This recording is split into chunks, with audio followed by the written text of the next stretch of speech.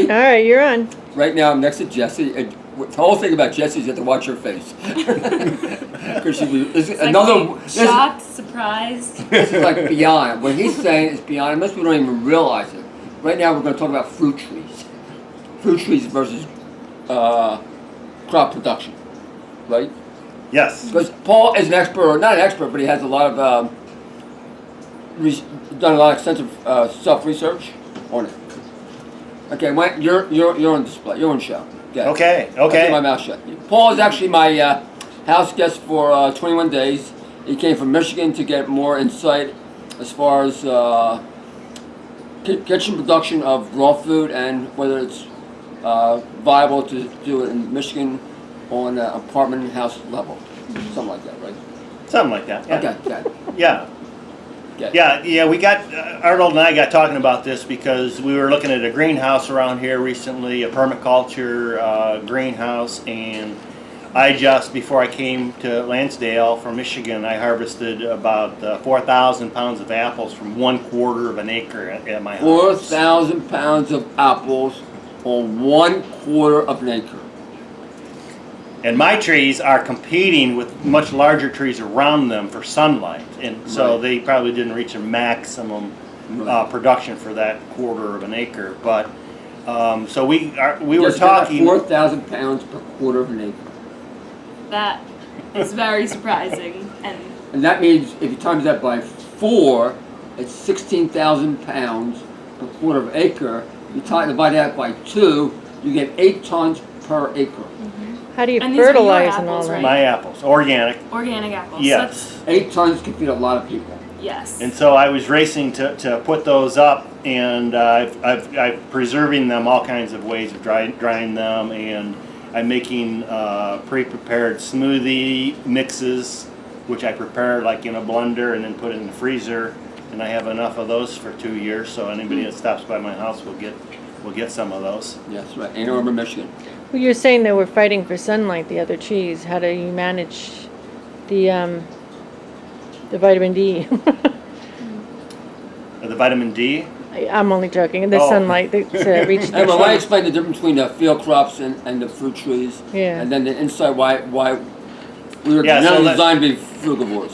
Yeah, so we used to plant a garden, and we gave up because the deer helped themselves to the garden, and we had a big garden, and maybe a couple of 100 pounds or a couple hundred pounds of produce out of that garden, but now 4,000 pounds out of the apple trees and pear trees, and it's like, so I started doing some research on production per acre of different crops, and I was quite shocked when I found the results, because if you look at grain crops or field crops, corn, grain, what I call tractor crops, you scrape the soil, you till the soil, you plant annuals, you grow them for one season, harvest them, and then they go away. They won't come back next year. Which, by the way, is labor intensive Yes, and energy intensive. and energy intensive.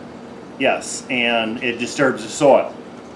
Soil blows away, and so I started doing some research, and I looked at the average production per acre of grain crops in the United States is somewhere between 2,000 and 6,000 pounds per acre.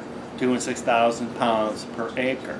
Okay, and there's a lot of debate as to which is more nutritious for you, grain crops or fruit crops. Okay, and we can go into another debate on that particular issue in another video. But By the way, fruit crops, Page 24 in this book. tree fruit crops, which we call vertical crops, produce on the average of 12 to 20,000 pounds per acre.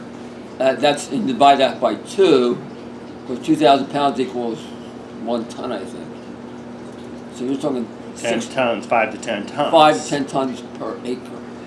And That's a lot of food. And it's a permanent production because you don't have to plant it every year. You could actually abandon it for several years, Right. and you'd still get that production out of it and come back later. Whereas if you don't replant an annual crop every year, you won't get it back. And the other side of it, you can plant in between the trees. You never till the soil with an orchard. And the sad part of it is that the grain crops receive our federal subsidies. For the farmers get federal subsidies that's for the grain because? crops because they have a powerful lobby. And to feed the cows. And most of our grain goes to feed animals. Feed the animals. So you have all that energy that's used, which is 1/5 the production of trees, and they do that because to feed the cows. Right, and That's a commingling, and right? yeah. Farmers don't plant orchards because it takes 3 to 5 years to get production. Once you plant, what do farmers? Where's the money come from? Right. Well, that's why we need our policies to step in and say, okay, farmers, start planting your trees. We're going to make this happen.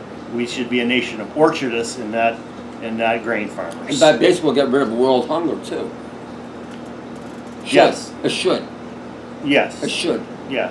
You're talking a lot of food A lot of food. A lot of food. per acre. We could reduce the number of acres farmed by 75%, or produce more food to feed the hungry around the world. You hear that? Hungry? So where would somebody go to find out more about this and look at this design? That's a good question. I know Dr. Doug Graham has been following this entire issue for years. CC Fry too did an article on that. So Dr. Doug Graham on his website, and the food crop production information can be found on any Google search. That is standard information. For And the other permaculture? side of it, we can have plants, we got trees from the tropics grown in this country. Explain that. That's a little more difficult to explain, Right. but Possible. Yeah, we went to visit an unheated hoop house, and that's becoming a breakthrough in the agricultural segment because there's now a kind of ground level explosion of what we call hoop houses, which are unheated greenhouses, plastic covered greenhouses, and people can grow crops, for instance, with a single layer of plastic over an unheated greenhouse. What that does is takes the growing season or the growing zone 800 miles south. So in Lansdale, a greenhouse with a single layer of plastic is what they're growing inside of that. They're growing 800 miles south of here, Georgia. outdoors. Right. And a double layer, the only difference between a single layer and a double layer is it takes a little bit of energy to inflate the airspace between the two.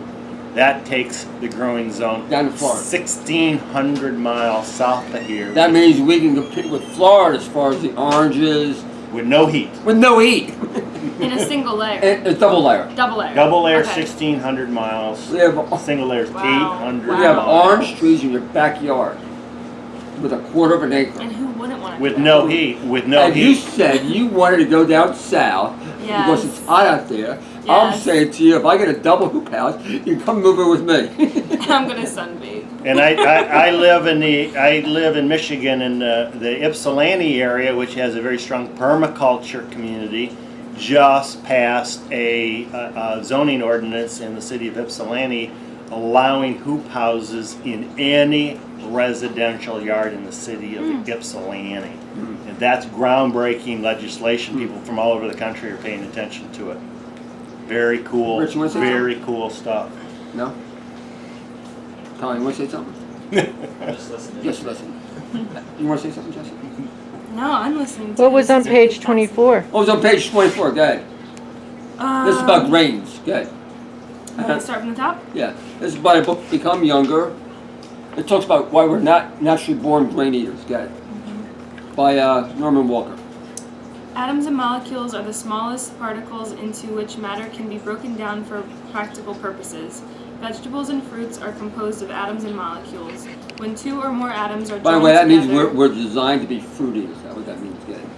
when two or more atoms are joined together, they become a molecule. Thus, the chemical formula of water is H2O, meaning that the smallest particle of water is composed of 2 atoms of hydrogen and 1 atom of oxygen. The formula of the starch molecule is Which is C6. grain products. Because every time you eat a grain, you're getting what? Starch. Yeah.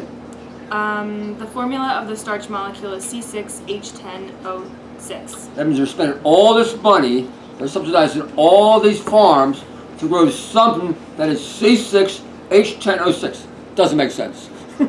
Doesn't make sense, guys. The interesting thing about the starch molecule is that it is not soluble in water, alcohol, or ether. I bet the cows are not designed to eat grains either. Are they? Grasses. Grasses, not grains. Not Not grains. grains. Not grains. So But they're respect- fed corn and other grains, right? Right. So we're subsidizing all this money to give to cows, which cows cannot eat because it's contrary to their well-being. Makes total sense to me. Go ahead.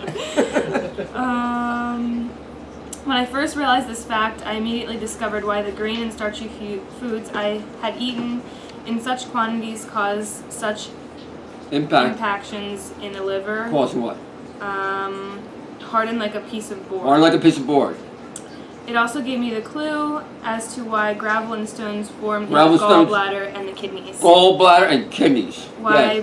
the blood coagulated Why the blood unnaturally coagulated. in the blood vessels Right. and capillaries, And capillaries. and formed Hemorrhoids. hemorrhoids, tumors, cancers, and other disturbances throughout the system. That's another reason why we should be eating grains and cows should be eating grains. And I kind of Makes sense to me. I read over here too about why. That's true though. Isn't it true? We're doing all this to make ourselves sick. Unbelievable. No, It it's also for people to causes make money. pimples, boils, eczema, and other skin eruptions and blemishes. Oh wow. Which I've discovered Right. when I switched to going mostly raw, all of that went away, And your asthma which went is away. insane. You gave up grains. I did for a few months. Okay. Yes. And that helped. Yes. Dairy, milk, grains. I gave up everything. My eczema went away, asthma, and my skin totally. Eczema cleared went up. away. And cows, you hear that? Your eczema will go away next time you eat grains. Okay, anyway, People try and work on the it's asthma. live from Arnold's Way about permaculture, about fruit trees, about asthma, about sticking to our natural way of eating. Anyway, bye.